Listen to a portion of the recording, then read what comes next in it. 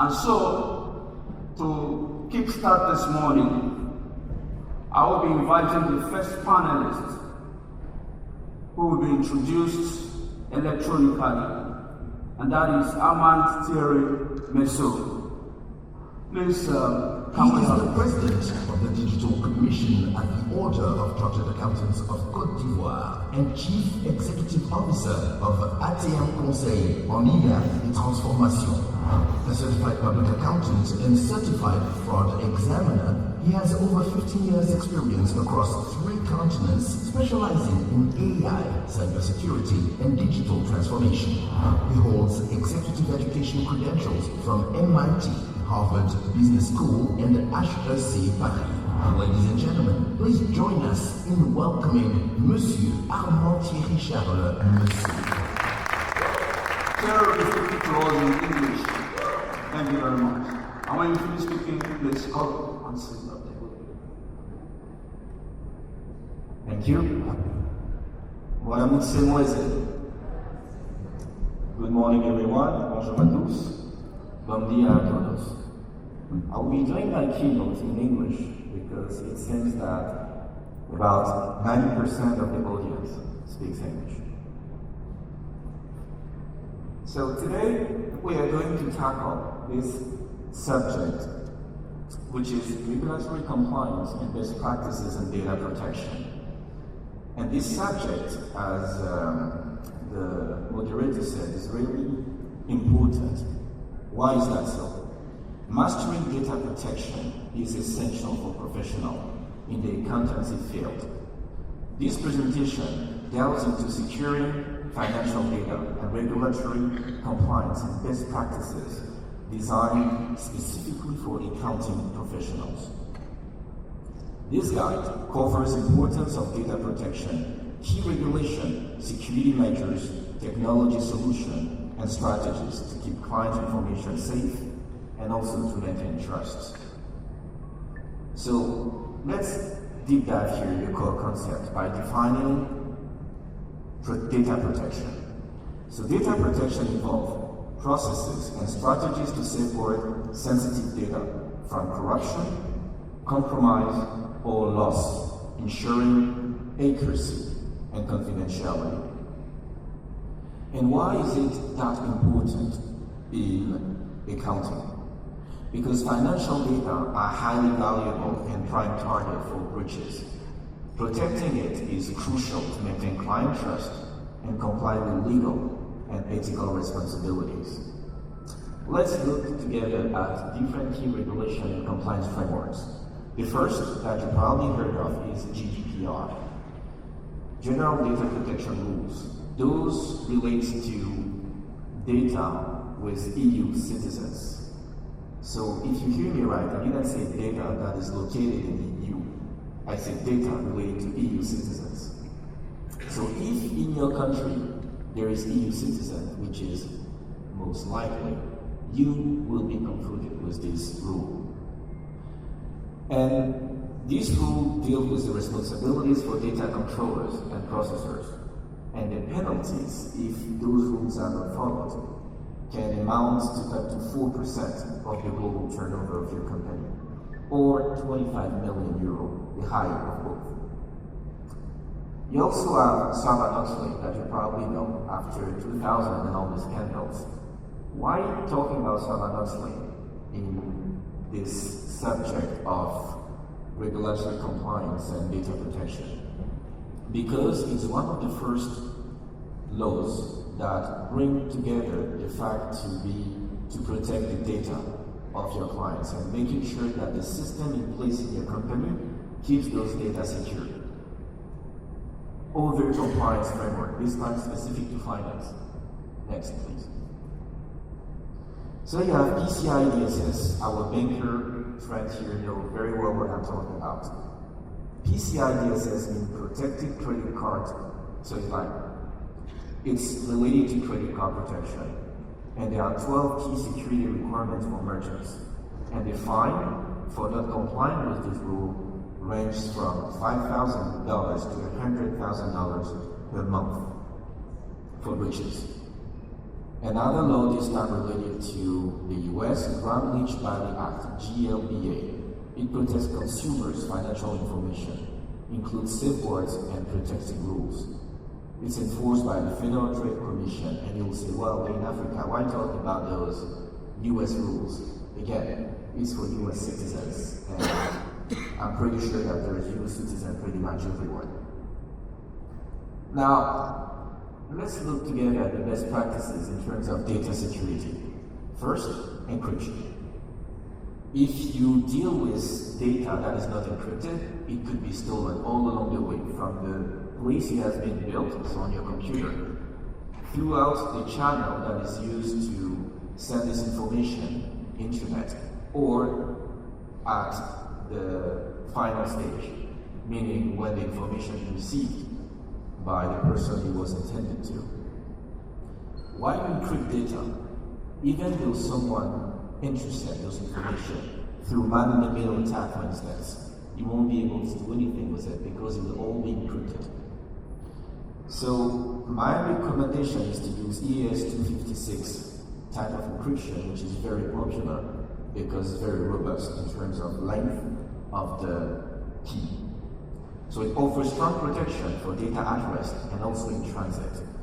Full disk encryption of devices, including USB thumb drive, and TLS SSL for communication. This helps your, when I say TSL, SSL, I don't want to be using a lot of acronyms here, but in a nutshell, when you connect to internet, to your bank, for instance, and you see HTTPS, the S at the end means security.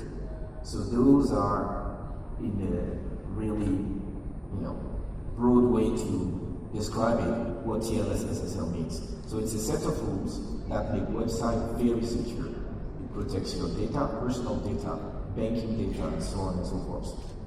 Now, in terms of access control, once your data are protected at rest and in transit, you also need to make sure that only the right people can access them.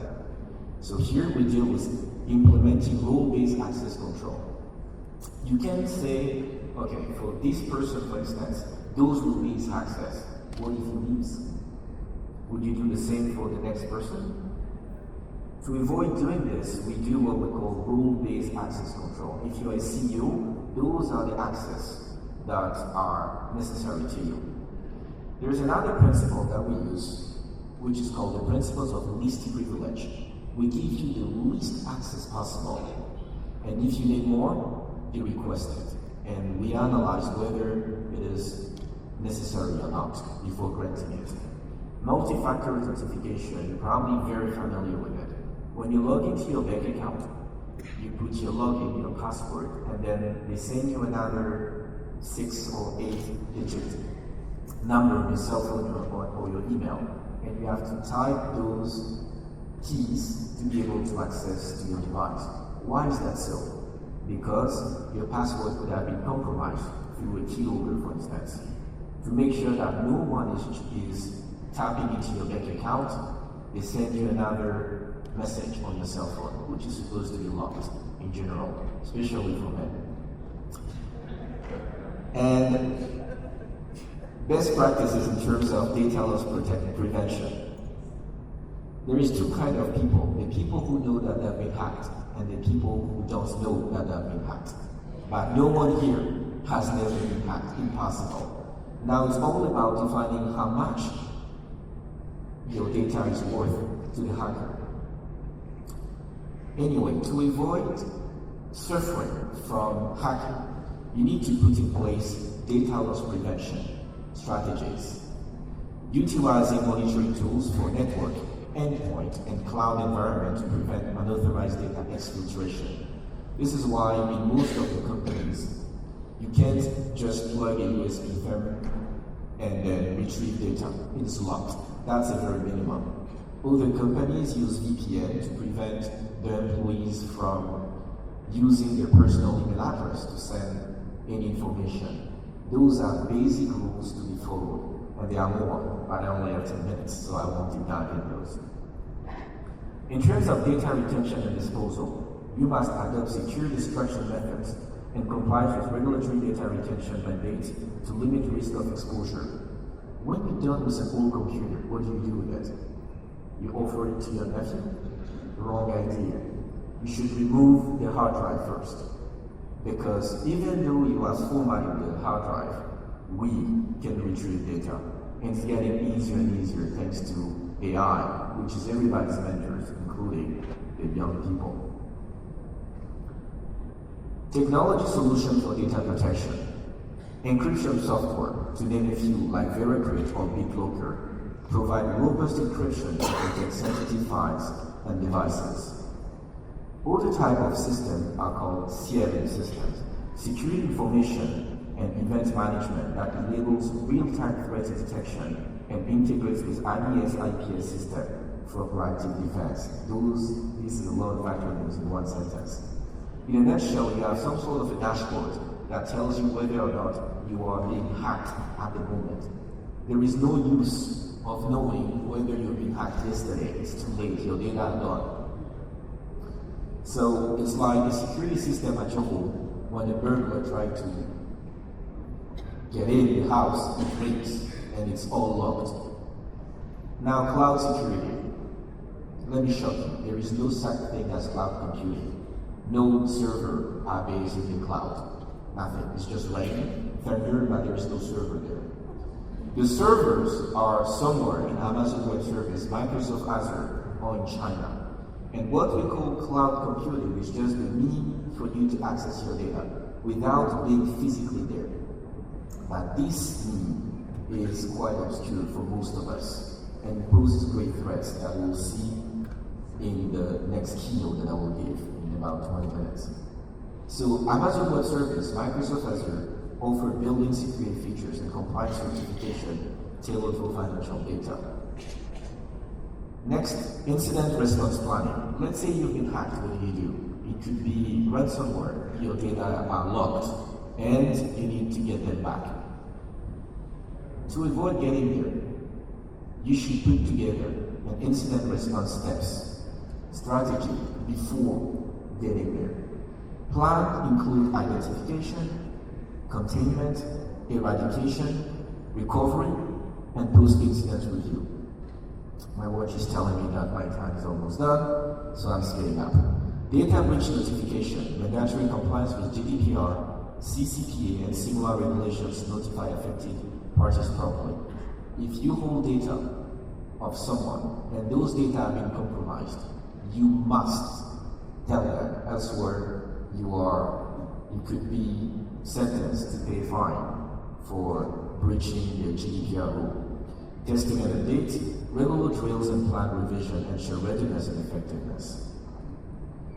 Employee training awareness. You can have a fortress in terms of IT.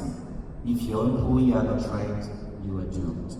So training, importance. Regular education helps staff recognize phishing, social engineering, and follow secure password protocols.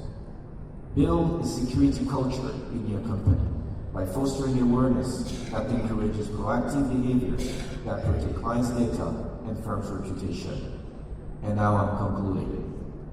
Building a data protection strategy. The key takeaways here are strong regulatory compliance, layered security controls, employee training, and incident readiness are vital pillars. Continuous improvement. Constantly monitor updates, policies, and adopt emerging technologies to stay ahead of threats because it's changing every day. And last but not least, protecting trust. Safeguarding financial data, build client confidence, and preserve firm reputation in a competitive market. Thank you for your kind attention.